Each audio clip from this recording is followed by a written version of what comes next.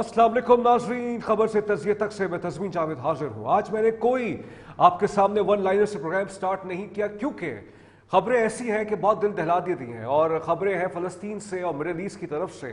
کل کی ہی رپورٹ ہے، جو خبریں آئی ہیں وہاں سے، جو ڈیڈ باڈیز جو فلسطینیوں کو ملی ہیں، آپ یقین کیجئے جب میں نے اس کو پڑھا تو میں نے کہا کہ چھوڑ دیجئے ملک کی سیاست، چھوڑ دیجئے اور دیگر ملکی مسائل، اور بے شک وہ بہت بڑے مسائل ہیں، لیکن فلسطینیوں کا لہو اس وقت ایسا بہایا گیا ہے، جو رپورٹس آئی ہیں اور جو ڈیڈ باڈیز جو پیس سو کالڈ پیس اگریمنٹ کے تناظر میں ملی، جس کے لیے میں بہت پر امید ہوں کہ یہ سسٹین کرے گا، لیکن جو ڈیڈ باڈیز آئی ہیں وہ ڈسفگرڈ ہیں، یعنی یہ کہ ان کے جو حالات ہیں پتہ نہیں ہے کہ کہاں آنکھیں ہیں، کہاں پیر ہے، کہاں ہاتھ ہے، مطلب یہاں تک ہے کہا گیا ہے کہ اعضا جو ہے چرا لیے گئے ہیں، اور ہیومن رائٹس کی تنظیمیں چیخ رہی ہیں یہ کیا ہوا ہے۔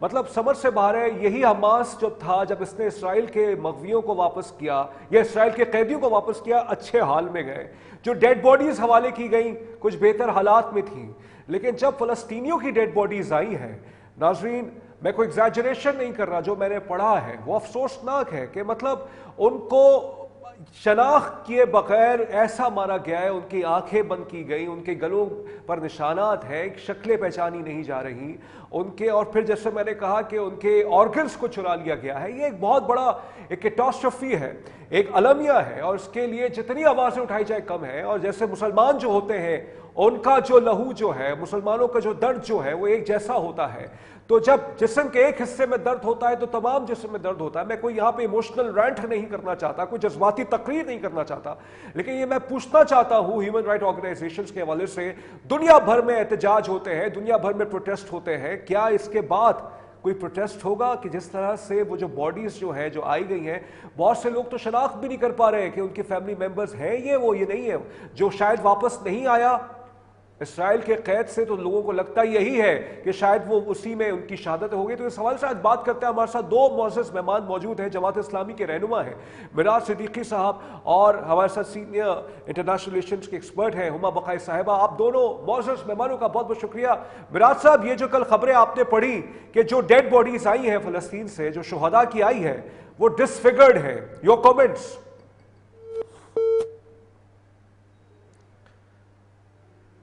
جی میراج صاحب، آواز آ رہی ہے آپ کو؟ سر میراج صاحب، آواز آ رہی ہے آپ کو؟ جی بالکل آ رہی ہے۔ جی سر، آپ نے سوال آپ نے سنا میرا؟ پھر سے دوہرا دیتا ہوں کہ یہ جو ڈیڈ باڈیز فلسطینیوں کو کل ملی ہیں، جو اسرائیل کے قید میں تھے، کہا جا رہا ہے ڈسفگرڈ ہے، یہ ان کو پہچانا نہیں جا سکتا، آپ کا کیا تبصرہ ہے اس پہ؟ بسم اللہ الرحمن الرحیم۔ تجمین، میں سب سے پہلے تو آپ کا شکر گزار ہوں کہ آج جو دنیا کا سب سے اہم مسئلہ اور جس کے اوپر انٹرنیشنل پالیٹکس کا آغاز ہو رہا ہے، اور یہ ایک بڑا انسانی مسئلہ ہے، ہیومن رائٹس کا مسئلہ ہے، فنڈامنٹل رائٹس کا مسئلہ ہے، اس پر آپ نے آج گفتگو کے لیے یہ فورم رکھا ہے۔ اور میں ذرا یہ بات عرض کروں گا کہ اچھا میراج صاحب، میں آپ کی طرف آتا ہوں۔ میراج صاحب، ہما بقائی صاحبہ ہیں ہمارے ساتھ، میں ان سے سوال لینا چاہوں گا۔ ہما بقائی صاحبہ، یہ جو پیس اگریمنٹ ہوا ہے، اس کے بعد جو پیلسٹینین جو ڈیڈ باڈیز آئی ہیں، وہ آپ نے دیکھا، آپ نے پڑھا ہوگا، ڈسفگرڈ ہے، کیا ہوپ رکھی جائے کہ یہ پیس اگریمنٹ سسٹین کرے گا، یا اسی طرح کی اطلاعات آتی رہیں گی؟ میرا خیال ہے آپ اس سے بھی زیادہ مشکل باتیں سننے میں ملیں گی، کیونکہ یہ تو بات آپ نے کی کہ آرگن تھیفٹ ہے یا ٹارچرڈ باڈیز ہیں یا ایگزیکیوشن ڈیتھ تھیں جو باڈیز حوالے کی گئی ہیں، لیکن اس کے ساتھ ساتھ آپ نے یہ بھی دیکھا کہ جن لوگوں کو، جن پیلسٹینینز کو رہا کیا گیا ہے، وہ 7 اکتوبر کو نہیں پکڑے گئے یا اس کے بعد نہیں پکڑے گئے، یہ تو ایسے پیلسٹینینز بھی ریلیز ہوئے ہیں جو 20 سال سے اسرائیل کی قید میں تھے۔ تو ہم نے ایسے سینز بھی دیکھے ہیں کہ باپ بیٹی سے ملا ہے جس نے اس کو دیکھا ہی نہیں تھا، اور آج وہ 19-20 سال کی بچی ہے۔ تو میرے خیال ہے کہ یہ جو بات ہے ہیومن رائٹ اور ہیومینیٹیرین لا، ان تمام باتوں سے اسرائیل تو مبرہ ہے، اور اسرائیل نے نیو نارمز کریٹ کیے ہیں جو انتہائی خطرناک ہیں۔ جب یہی چیز رشیا استعمال کرے گا یوکرین کے خلاف تو پھر ویسٹ کی بہت چیزیں نکلیں گی، لیکن یہ نیو نارمل اسرائیل نے کریٹ کر دیا ہے جہاں حالت جنگ میں اگر ہوں آپ اور آپ کے پاس طاقت ہو تو کوئی سرخ خط نہیں ہے, کوئی ریڈ لائن نہیں ہے. بالکل براج صاحب, ہما بقائی صاحب نے بہت ہی باریک تجزیہ کیا ہے کہ اگر روس یوکرین کے ساتھ یہ سب کچھ کرے تو ویسٹ چیختا ہے, لیکن یہ اسرائیل نے فلسطین کے ساتھ کیا, یہ جو منافقت ہے یا ہپوکریسی ہے, یہ اس کی وجوہات کیا ہے سر؟ جی, اس کی وجوہات تو بہت ساری ہے, لیکن میں ذرا سا یہ عرض کرنا چاہوں گا کہ آج اسرائیل کو اگر مسئلہ ہے تو 4 ایکٹ ہیں جن سے مسئلہ ہے. اس میں حماس ہے, اس میں حزب اللہ ہے, اس میں حوثیز ہیں اور اس میں ہیومینٹی ہے. کل وینس فلم فیسٹیول کے اندر ڈاکیومنٹری ہند رجب پیش کی گئی اور اس ڈاکیومنٹری پر وینس فلم فیسٹیول میں 23 منٹ کا اسٹینڈنگ اوویشن دیا گیا. 23 منٹ, یعنی میں آج دیکھ رہا تھا کہ یہ وینس فلم فیسٹیول کی تاریخ کا سب سے لمبا اسٹینڈنگ اوویشن ہے. برلن کے اندر کل مظاہرہ ہوا اور ہند رجب 5 سال کی بچی جس کی گاڑی پر 355 1 2 5 10 50 100 نہیں 355 بلیٹ فائر کیے گئے. برلن کے اندر اس گاڑی کا ماڈل بنا کر جس میں 355 سوراخ تھے. آج دنیا جان گئی ہے کہ زائونزم اور ہیومینٹی ایک ساتھ نہیں چل سکتے. دنیا جان گئی ہے اور پوری جین زی اس بات کے لیے کھڑی ہوئی ہے کہ جو ہیومینٹی کو قبول کرنے کے لیے تیار نہیں, انہیں اس روئے زمین کے اوپر ان کی موجودگی انسانیت کے لیے خطرہ رہے گی. اس لیے میں یہ سمجھتا ہوں کہ غزہ تو ابھی کھل رہا ہے اور یہ جو لاشیں آئی ہیں اور ان کے ساتھ جو لوگ آئے, مجھے حیرت ہوتی ہے. کچھ لوگ کہتے ہیں کہ معاملہ 7 اکتوبر سے شروع ہوا. مروان برغوثی 36 سال سے فلسطین کی قید میں, اسرائیل کی, اور اسرائیل نے اس کو ابھی بھی رہا اس لیے نہیں کیا کہ اس کو تشدد کر کے اس کی پسلیاں توڑ دی گئی ہیں. اور اسرائیل چاہتا ہے کہ وہ کسی مناسب صورت میں آئے تو اسے رہا کرے, لیکن 36 سال سے 40 سال سے 78 سال سے جو ظلم ہو رہا ہے وہ دنیا کے سامنے آیا ہے. یہ دنیا کا پہلا لائیو جینوسائیڈ ہے جو دنیا نے دیکھا ہے. اب حقائق کو چھپایا نہیں جا سکے گا اور ظلم جو ہے انشاءاللہ آپ سے انجام. محمد صاحب آپ ہمارے ساتھ, ٹھیک ہے میرا صاحب کا پوائنٹ کلیئر ہو گیا. محمد صاحب آپ ہمارے ساتھ موجود ہیں؟ اچھا ٹھیک ہے, ابھی وہ موجود نہیں ہے. اچھا, یہ جو آپ نے مروان کا حوالہ دیا ہے, یہ جو پیلسٹینین پرسنر ہیں جو اسرائیل کے اندر قید ہے, ہم نے بھی ان کے بارے میں پڑھا ہے اور یہ 60 برس کے ہو چکے ہیں. 2002 سے یہ ان کی کسٹڈی میں ہے اور جس طرح سے بربریت کا ان کو نشانہ بنایا جا رہا ہے میراج صاحب, یہاں تک ہے کہ اسرائیل کا جو ڈیفنس منسٹر ہے وہ جا کے پرسنلی اس سے جا کے ملتا ہے اور میسج دیتا ہے کہ یہ دیکھو ہم ایسا ہی سلوک کریں گے. دنیا بھر کے سامنے یہ ایک زائنسٹ رجیم کا جو ایجنڈا ہے وہ اب ایکسپوز ہو چکا ہے. ڈونلڈ ٹرمپ تقریر کرتا ہے اسرائیلی پارلیمنٹ میں, جو امریکی صدر ہے, وہ کہتے ہیں کہ ہم نے ان کو ہتھیار دیے اسرائیلیوں کو. یہ کیسی امپیونٹی ہے اسرائیل کو کہ اس کے خلاف کوئی اقوام متحدہ کی ریزولوشنز کام نہیں آتی, یونائٹڈ نیشنز کے کوئی ریزولوشنز کام نہیں آتی, بالکل اس کو ایک ریبٹ ڈاگ کے طور پہ اسرائیل ٹریٹ وہ جو ہے آپریٹ کر رہا ہے دنیا بھر کے اندر. جی میراج صاحب. جی, میں یہ سمجھتا ہوں کہ مجھے حیرت ہوتی ہے کہ جب لوگ یہ بات ہمیں بتاتے ہیں کہ امن کا پیامبر جس کو کہا جا رہا ہے اس نے اسرائیل کو کوئی 26 ارب ڈالر دیے ہیں, جس میں 23 ارب ڈالر اسلحہ ہے, جس میں بنکر بسٹر بم ہے, جس میں فاسفورس بامز ہیں, جس میں فلسطینیوں کو جلا کر مارنے کی مکمل طور پر کوشش کی گئی ہے. اور امریکہ نے 7 مرتبہ ویٹو کیا ہے اقوام متحدہ میں جنگ بندی کی قراردادوں کو. اور میں یہ سمجھتا ہوں کہ اگر اس جو قتل عام اور خونریزی ساری دنیا نے دیکھی ہے, اس میں جس میں جہاں نیتن یاہو ذمہ دار ہے, اس میں ان لوگوں کو کہ جو اسرائیل کو اسلحہ دیتے رہے بیل آؤٹ نہیں کیا جا سکتا. اور آج دنیا کے سامنے یہ ظلم آ گیا ہے اور آج پوری دنیا انسانیت کھڑی ہوئی ہے. آج فلسطین کا درد محسوس کرنے کے لیے مسلمان ہونا ضروری نہیں ہے, انسان ہونا ضروری ہے. بالکل بجا فرمانے ڈاکٹر ہوا بقائی صاحب ہمیں شاید چھوڑ کے چلی گئی ہیں, لیکن اس کو ہم پھر سے کنیکٹ کرنے کی کوشش کرتے ہیں. میرا صاحب آپ سے ہی پروگرام کرتے ہیں. یہ بتائیے گا میرا صاحب کہ میں نے اس پہ اپنا ایک آرٹیکل بھی لکھا ہے. میں ایک سمجھتا ہوں, آپ کی طرح ایک پریگمیٹک انسان میں بھی ہوں, میں سمجھتا ہوں کہ امن کو ایک موقع ملنا چاہیے.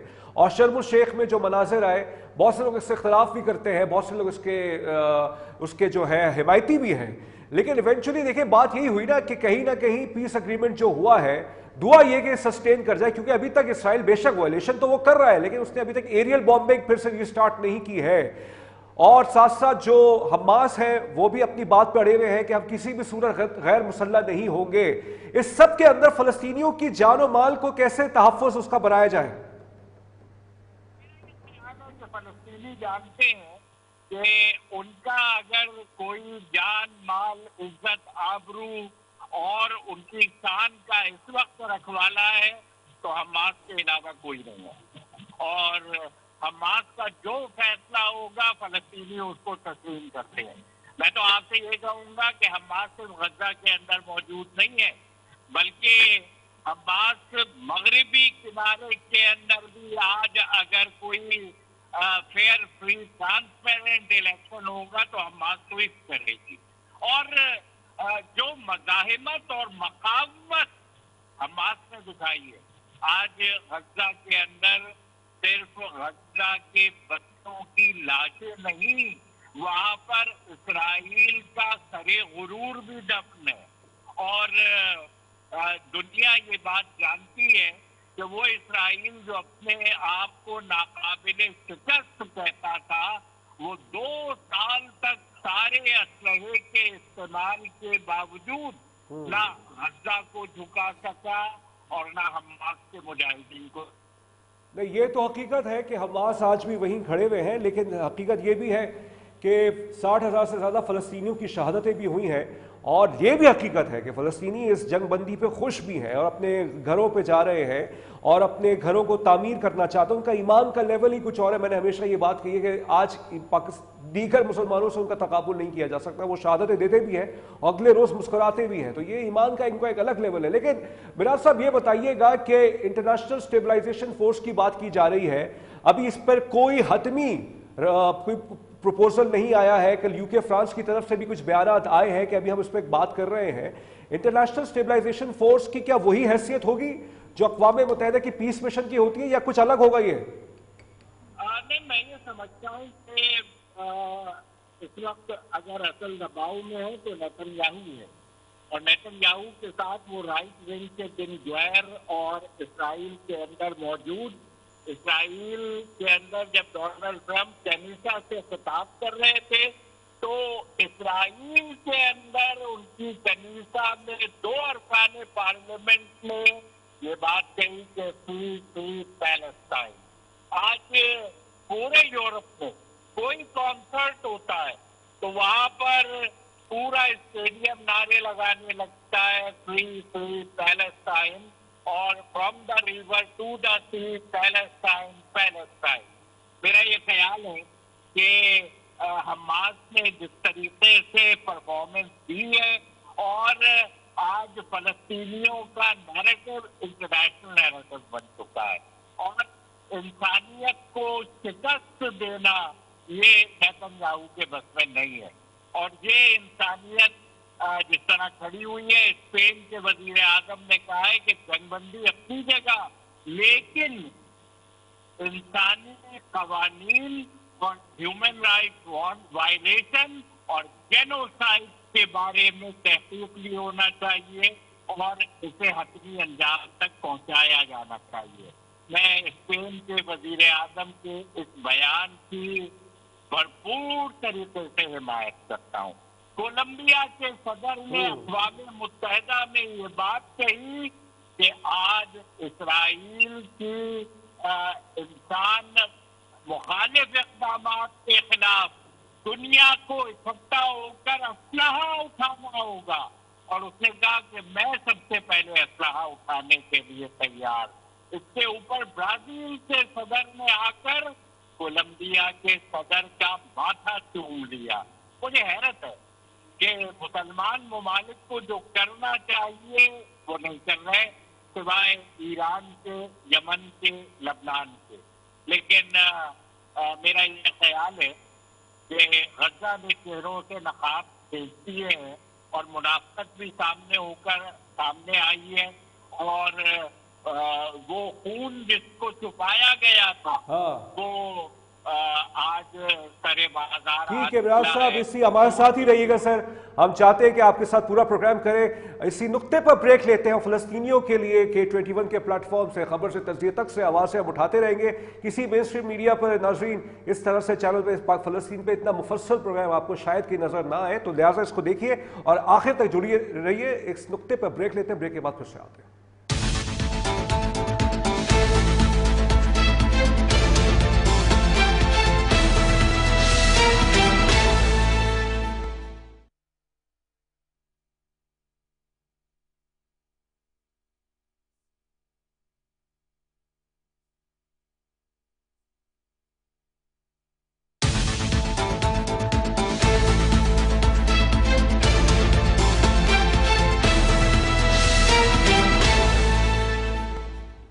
ब्रेक के बाद खुशामदीद नाज़रीन। आज हम बात करें फ़लस्तीन के हवाले से जो डेड बॉडीज़, जो मैयतें जो आई हैं फ़लस्तीनियों के पास, उसके हवाले से जो रिपोर्ट्स आई हैं, जो अक़वाम मुत्तहिदा की और ख़ास तौर पे जो इंसानी हुकूक़ की तंजीमें चीख रही हैं, ये कैसे उन पर जुल्म किया गया, उनके जो निशानात हैं उनके जिस्मों पर, उनकी शक्लें पहचानी नहीं जा रही। यहाँ तक ये है कि उनकी शनाख्त नहीं है, क्योंकि उनकी सिर्फ उनके जो मैयत थी या आप समझ सकते हैं जो उस पर एक निशान लगा दिया गया था, इससे ज़्यादा कोई शनाख्त नहीं है। फैमिलीज वाले शायद इसी उम्मीद में थे कि इनके घर वाले ही होंगे, या तो उनकी दो उम्मीदें थी नाज़रीन। एक उम्मीद तो ये थी कि किसी कैद में है तो वापस आ जाएंगे।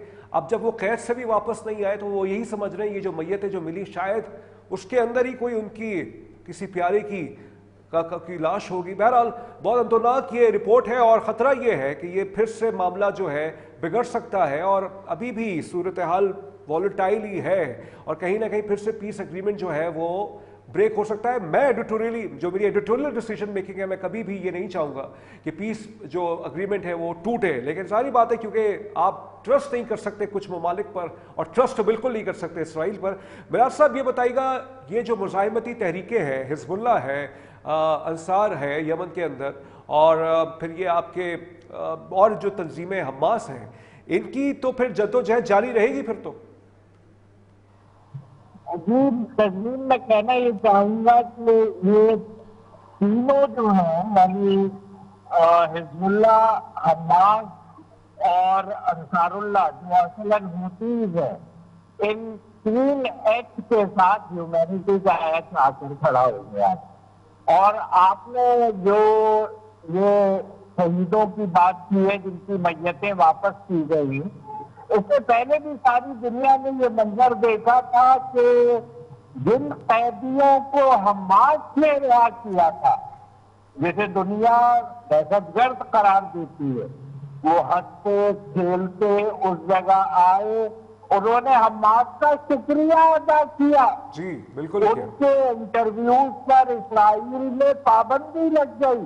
उनमें से कई थे कि जो मुसलमान हो गए और उन्होंने बताया कि हमास वाले खुद भूखे रहते थे लेकिन हमें खाना खिलाते थे, हमारी मेहमान नवाजी करते थे। और उस वक्त जो फलस्तीनी कैदी रिहा हुए थे तो दुनिया ने इस्राइल का वो शफाफ चेहरा देखा था। और इसी वजह से इस मौके पर डोनाल्ड ट्रंप साहब ने इस बात को इंश्योर किया कि जो फलस्तीन से इस्राइली कैदी रिहा होंगे वो एक बार में सारे हो जाएंगे, उनके लिए कोई तकरीब मुनाकिद नहीं होगी, उसे किसी मीडिया पे कवर नहीं किया जाएगा। लेकिन जाहिर बात है सोशल मीडिया के दौर में तो ये चीजें कंट्रोल नहीं हो सकती, इसलिए दुनिया जालिम को भी पहचान चुकी है, मजलूम को भी पहचान चुकी है। और आपने बिल्कुल ठीक कहा है کہ یہ جس امن معاہدے کی بات کر رہے ہیں یہ دو جنگوں کے درمیان کا وقفہ ہے، اور جانے کب طوفان بنے اور رستہ رستہ بچ جائے، بند بنا کر تو مت جانا، دریا آخر دریا ہے۔ اس لیے یہ کسی وقت بھی نیتن یاہو کی ضرورت ہے کہ اس کی سلامتی اور سالمیت اور پولیٹیکل لائف اس میں ہے کہ کوئی نہ کوئی جنگ جاری رہے، کوئی نہ کوئی جنگ جاری رہے۔ نیتن یاہو پہ بہت پریشر بھی ہے۔ بالکل میراز صاحب، میں گفتگو کو آگے لے کے چلتا ہوں۔ میراز صاحب آواز آ رہی ہے آپ کو؟ میں گفتگو کو آگے لے کے چلتا ہوں۔ اقتدار سے اتر کر اس کو کرپشن کے الزام میں جیل جانا ہوگا، اور اس کے پاس کوئی وجہ نہیں ہے کہ وہ کرپشن کے الزامات سے نجات حاصل کرے۔ ٹھیک ہے، بالکل نیتن یاہو پہ پریشر ہے۔ نیتن یاہو اپنے ہی بدعمالیوں کا جو ہے قیدی بن چکا ہے، اور نیتن یاہو کا جو انجام ہوگا انشاءاللہ، جو آبویسلی نظر آ رہا ہے، جو سیاسی اس کا انجام ہوگا، خود اپنے ہی وہ لوگوں میں تنہا آپ کو نظر آئے گا۔ لیکن یہاں پہ یہ جو آپ نے بات بالکل اچھی اٹھائی ہے کہ جس طرح سے حماس نے جب اپنے اسرائیلی قیدیوں کو واپس کیا، ان کو کوئی ان کے اوپر تشدد کے نشانات نہیں تھے، اور اسلام کا ایک خوبصورت چہرہ گیا، اسلامی اقدار جو ہے دنیا بھر کے سامنے آیا، جس پہ آپ نے حوالہ بھی دیا کہ اسرائیل کی میڈیا نے اس کو چھپایا ہے۔ یہ تو ہمیشہ سے وہ کرتے ہوئے آ رہے ہیں، لیکن sir unfortunately might is always right کا ایک پرنسپل ہے، اس کو توڑنے کے لیے کوئی مسلمانوں کے اندر ٹھیک ہے پیپر ورک تو آ جاتا ہے کہ ہم جب سب چاہتے ہیں کہ پیس اگریمنٹ ہو، لیکن ڈونلڈ ٹرمپ صاحب ایک کل بات یہ کہتے ہیں کہ ابراہیمی معاہدے کے اندر شاید ایک مسلم ملک آ سکتا ہے، اور ایک خلیجی مسلم ملک کا انہوں نے حوالہ دیا، میں نام نہیں لوں گا، آپ سمجھ گئے ہوں گے کس کی میں بات کر رہا ہوں۔ تو یہ بتائیے اگر یہ بھی ہو جائے گا تو پھر کیا سب کچھ ہو جائے گا امریکہ اور اسرائیل کے حساب سے؟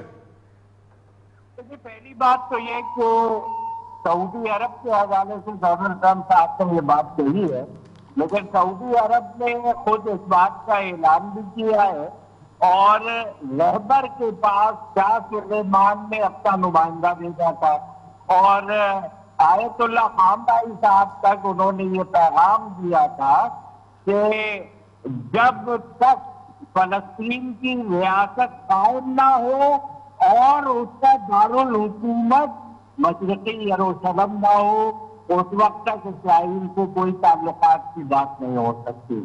میرا خیال یہ ہے کہ ڈونلڈ ٹرمپ ایک ہی سانس میں دونوں باتیں کر رہے ہیں۔ ایک بات وہ یہ کہہ رہے ہیں کہ فلسطین کی ریاست قائم نہیں ہوگی، اور دوسری بات یہ کہہ رہے ہیں کہ اب ابراہم اکارڈ سے بہت سارے لوگ دستخط کر دیں گے۔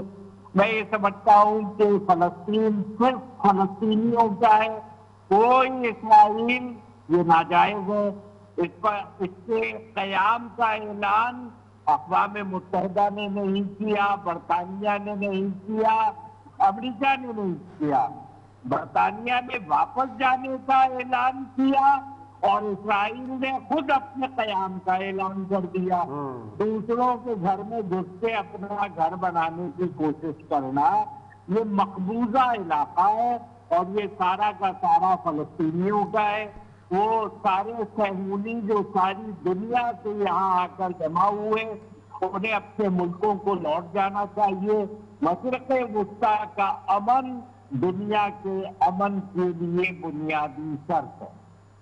لیکن یہ جو کل بالکل آپ نے باتیں صحیح سارے حوالے دیے ہیں، لیکن ایک مسئلہ یہ بھی ہے نا میراز صاحب کہ اس پر اقوام متحدہ کی قراردادیں ہیں اسرائیل کی ریاست کے قیام کے حوالے سے، ٹھیک ہے اس پہ بحث کی جا سکتی ہے وہ صحیح تھا ہو گیا غلط ہو گیا، لیکن اب یہاں پہ یہ سوال پیدا ہوتا ہے یہ جو کل کی جو خبریں آئی ہیں، جیسے یہ جو میتیں آئی ہیں شہداء کی، فلسطینی شہداء کی، اور جو شناخت نہیں کی جا سکتی ہیں، کیا اب یہی سمجھا جائے کہ فلسطینیوں کے مقدر میں صرف مزاحمت ہی رہ گئی ہے، وہ اسی طرح سے لڑتے رہیں گے، شہید ہوتے رہیں گے؟ کیونکہ اس سے دیکھیں کہیں نہ کہیں وہ تنظیمیں بھی فائدہ اٹھا سکتی ہیں کہ جن کا ایک ریڈیکل مائنڈ سیٹ ہے، اور وہ اسی پر اپنا پورا قیام لے کے آئیں گے، بولیں گے دیکھیے یہ تو ظلم و بربریت جاری رہے گی، تو اس کی وجہ سے عسکریت پسندی چلتی رہنی چاہیے، اس کو توڑنے کے لیے کوئی مذاکراتی کوئی راستہ نہیں اپنایا جائے آپ کے نزدیک؟ دیکھیے میں یہ سمجھتا ہوں کہ حماس نے پورے طریقے سے مذاکراتی عمل کے اندر شریک ہو کر دنیا کے منہ بند کروا دیے، جو کوئی یہ کہہ سکتا تھا کہ یہ امن کے لیے بات چیت نہیں کرتے۔ اور جس طرح یہاں پہ بات پتا چلی کہ 7 اکتوبر سے معاملہ شروع نہیں ہوا، بلکہ یہ معاملہ تو 1948 سے شروع ہوا ہے. جو لوگ مجھے یہ بتاتے ہیں کہ اقوام متحدہ کی قرارداد UNR 181 UN ریزولوشن 181 جس کے اندر یہ کہا گیا ہے کہ فلسطین میں 2 ریاستیں بنیں گی، کہاں ہے وہ دوسری ریاست؟ وہ فلسطین کی ریاست جس کو مغربی کنارہ کہا جاتا ہے وہ تو ریاست نہیں ہے. وہ تو بلدیاتی حقوق بھی انہیں حاصل نہیں ہے. وہ اسلحہ نہیں رکھ سکتے، فوج نہیں رکھ سکتے، کرنسی نہیں جاری کر سکتے، پاسپورٹ نہیں جاری کر سکتے. ایسی ریاست کہ جو پولیٹیکل سائنس کے اصولوں کے مطابق ریاست نہ ہو، اس ریاست کو دکھا کر ہم سے کہا جا رہا ہے کہ اسرائیل کو تسلیم کر لیں. یہ دھوکہ ہے، دھاندلی ہے، یہ ظلم ہے، زیادتی ہے، ناانصافی ہے. اور ناانصافی کے خلاف آواز اٹھانا ریڈیکلزم نہیں ہے.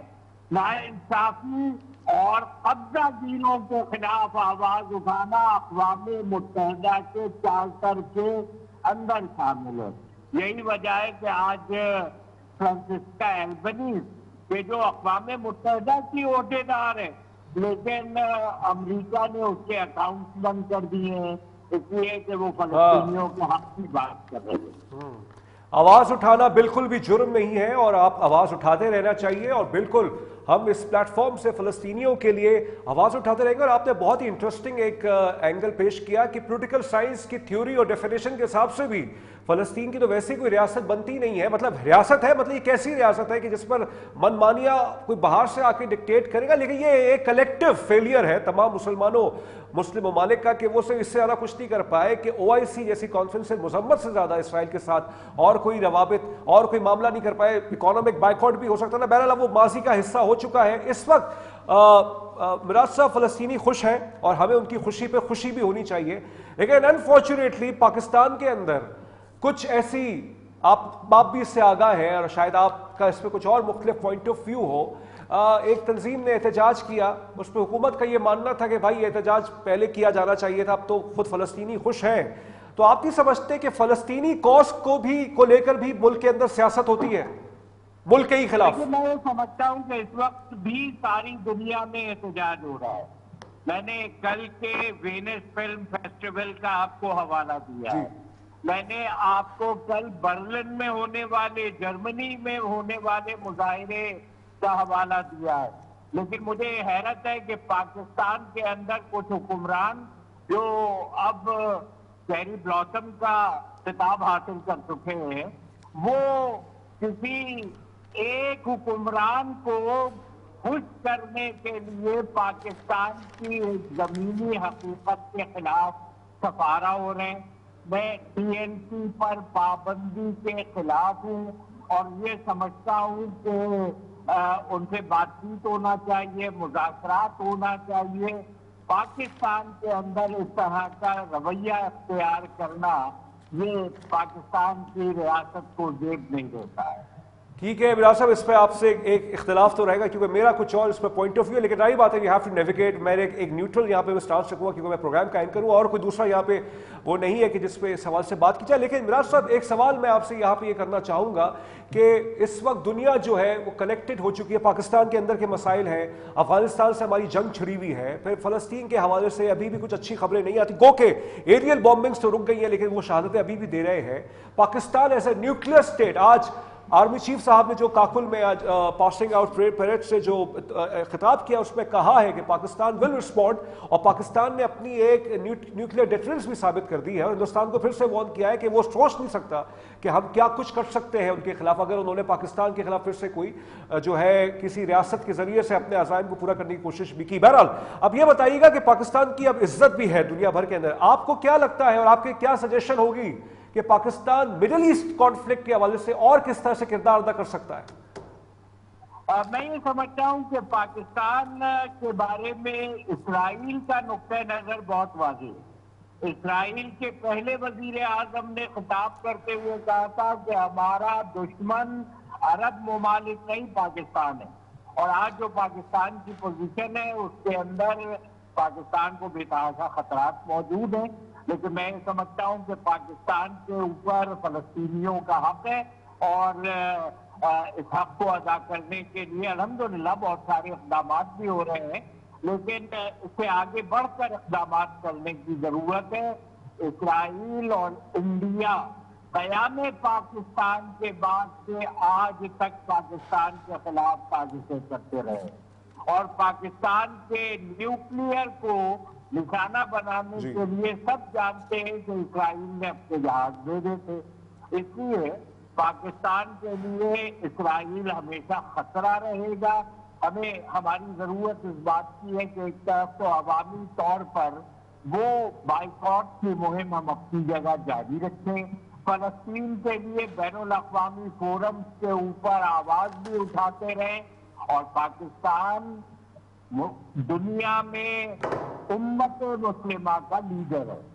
اس امت مسلمہ کے لیڈر کو پوری غیرت اور پوری شان کے ساتھ امت کے احساسات کی ترجمانی کرنا چاہیے، اور میں یہ سمجھتا ہوں کہ حافظ آصف منیر اس کام کے لیے کھڑے ہوں گے، پوری پاکستانی قوم ان کے پیچھے کھڑی ہوگی۔ بالکل، یہ بہت اچھی بات کی۔ تو اس میں آخری سوال آپ سے یہ کرنا چاہوں گا کہ اگر انٹرنیشنل اسٹیبلائزیشن فورس کے ذریعے سے یہ توقع کی جائے کہ ہماری افواج وہاں جا کے فلسطین کے اندر اپنے امن کے لیے کردار ادا کریں، آپ اس کو سپورٹ کریں گے؟